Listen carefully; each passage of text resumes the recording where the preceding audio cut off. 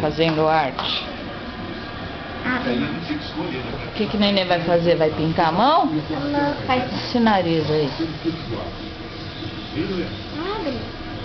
Lutando na linha de fundo, batalhando, valeu, esforço, William que ganhou o escanteio. Mamãe. Não. Tá limpando a mão? O que a Dani tá fazendo? Tá sujando a mão?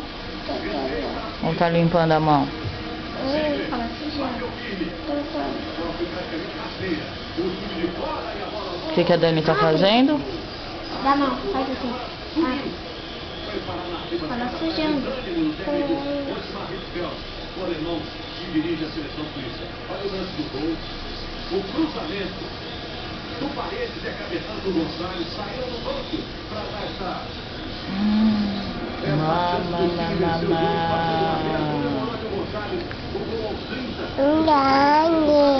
Não pode, Dani. Ó, deixa aqui.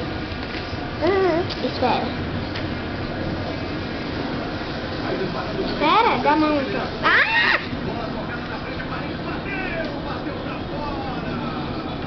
Dani faz assim, Dani faz, hein? Espera. Abre. Faz assim, assim? Faz assim, assim. Sim, forte. Depois, o Gonçalves pela esquerda. Força. Força, tira. Ah, não deu certo.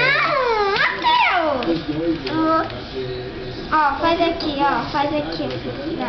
Não, espera. E depois do jogo na central da Copa. Então deixa a Dani pintar. Vamos discutir Aqui, ó, faz aqui nesse. gol do Chile, o gol do Gonçalves. Tira. O O pé que é mais fácil. Não, não inventa, não inventa. a segunda vitória ao Chile na Copa do Mundo. Dani. Brasil, Holanda, Argentina e Toma, agora é na Dani. Ó. Faz na Dani. Faz na Dani. Clubinho de gigantes aí que conseguiram 2 vitórias nos 2 primeiros jogos. Quase 40 minutos no segundo tempo. Pouco mais de 5 minutos. Aqui, ó. O Chile ampliar.